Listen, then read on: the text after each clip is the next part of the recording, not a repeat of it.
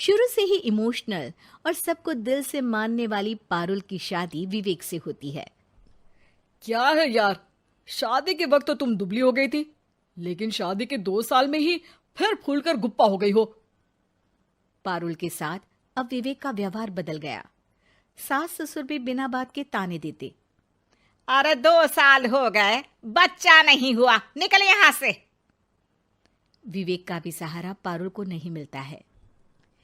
लेकिन जिस विवेक से पारुल को तलाक के एवज में 18 लाख मिले होते हैं, वो पारुल एक दिन, इंस्पेक्टर साहब, मुझे कंप्लेंट लिखवानी है।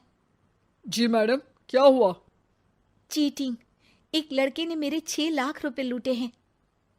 पुलिस वाला पारुल को ऊपर से नीचे तक देखता है। मामला क्या है, विस्तार से बताइए। पारुल फिर जो बताना शुरू करती है, उसके बाद इंसानियत से भरोसा उठना लाजमी है। मेरे पति ने मुझे कभी अपनाया ही नहीं। शादी के 3 साल में ही मेरा तलाक हो गया। मैं नहीं चाहती थी कि मैं उनसे एक भी पैसा लूं, लेकिन वकील और मेरे माता पिता ने उनसे 18 लाख की रकम ली। फिर क्या हुआ? क्या वो पैसे उसने वापस ले लिए? नहीं, उन्होंने तो उसके बाद मुझसे कभी कांटेक्ट भी नहीं किया। फिर? किसी डेटिंग साइट से मुझे आनंद नाम का एक लड़का मिला। उसके साथ मुझे लगा कि मैं दोबारा जिंदगी बना सकती हूँ। वो मेरी केयर करता, मेरी छोटी बड़ी चीजों का ख्याल रखता और मेरा साथ देता। अच्छा, क्या उसने तुम्हें शादी करने का झांसा दिया था? हाँ, वो भी तलाकशुदा था। पहले तो उसने मुझसे कहा कि उसकी एक बेटी है, लेकिन फिर पता चला कि उसकी एक नहीं 2 बेटियां हैं। इतना ही नहीं, दिल्ली के एक आम इलाके में वो बीवी और बच्चियों के साथ ही रहता है। तो आपसे इमोशनली फ्रॉड कर उसने पैसे ऐंठे? जी, अब मेरे पास कुछ नहीं है, ना पैसे ना वो। मैं बस किसी भी हालत में अपने पैसे वापस चाहती हूँ, जो मेरे बुरे वक्त में मेरे काम आ सकते हैं। ठीक है। पुलिस आनंद को पुलिस स्टेशन बुलाकर सारी पूछताछ करती है, लेकिन आनंद पुलिस वालों को ये यकीन दिला देता है कि पारुल ने उसे कोई पैसे दिए ही नहीं, बल्कि वो तो उस पर बीवी को छोड़ने का दबाव बना रही थी और ना मानने पर पारुल ने ये झूठा केस डाला है। क्या मैडम, फोकट में पुलिस का वक्त खराब कर रही हैं?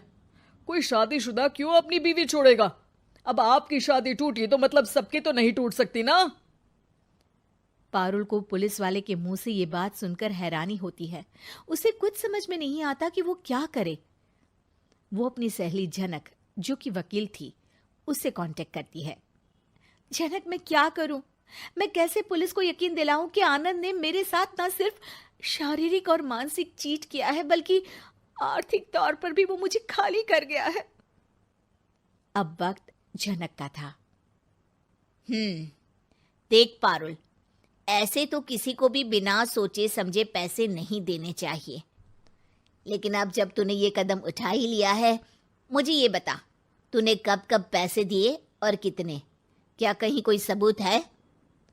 पारुल कुछ सोचती है। 3 बार तो बैंक में ट्रांसफर और 2 बार गूगल पे। क्या इन सब के रिकॉर्ड मिल जाएंगे?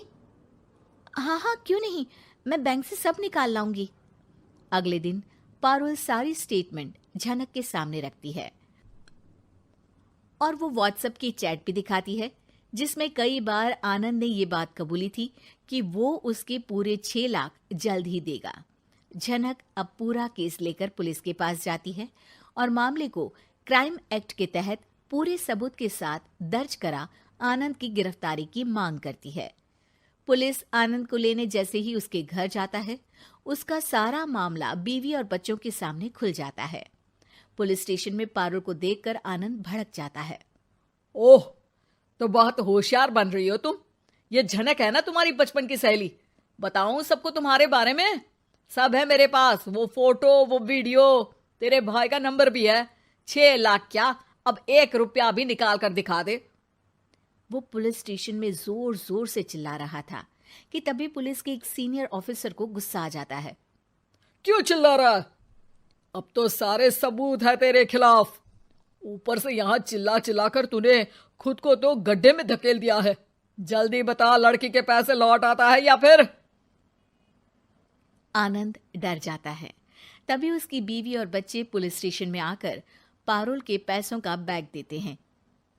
मेरे पति को माफ कर दीजिए, प्लीज उन्हें पुलिस से बचा लीजिए। मेरे छोटे बच्चे हैं, ये कैसे रहेंगे? होता भी यही है। पारुल केस वापस ले लेती है, लेकिन उस सबक के साथ कि इमोशनल होकर किसी को भी अपना पैसा नहीं देना चाहिए।